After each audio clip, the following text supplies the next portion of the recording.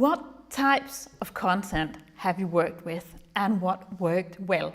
Well, I think we work with every single type of content there is, basically, and if you do it proper and you have you apply it in the right context, then it it always works well. The right content in the right place is always a winner.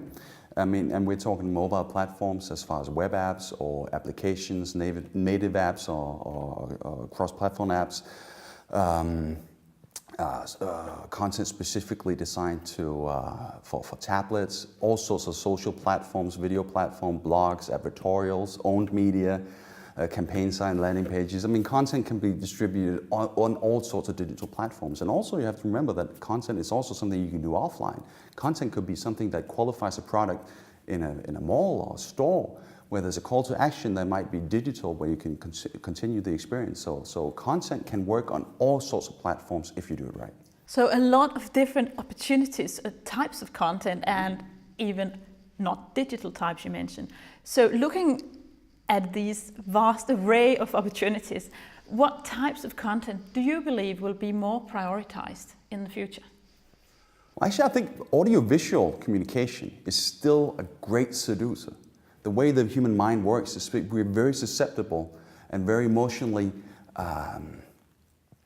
adaptable, so to speak, when it comes to audiovisual communication.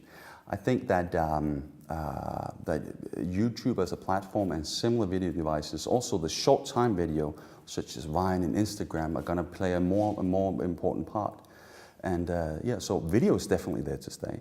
Also definitely using all the micro-blogging tools such as Snapchat and Twitter and all those things will definitely be part of modern marketing as well.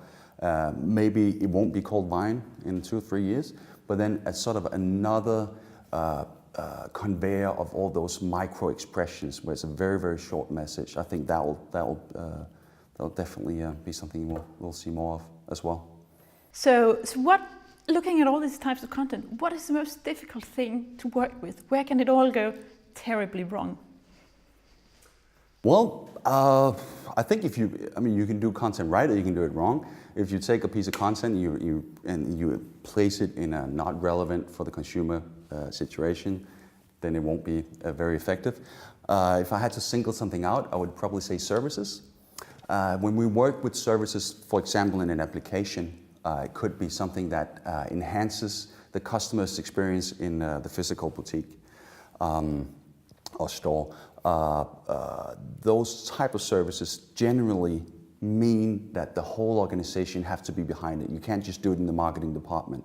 You need to have logistics and data management has to sort of maintain and back up that experience. And sometimes you even have to change the way you register all your inventory or stuff like that. And that really needs to have the backing of upper management and everyone on board, and it normally takes a very long time.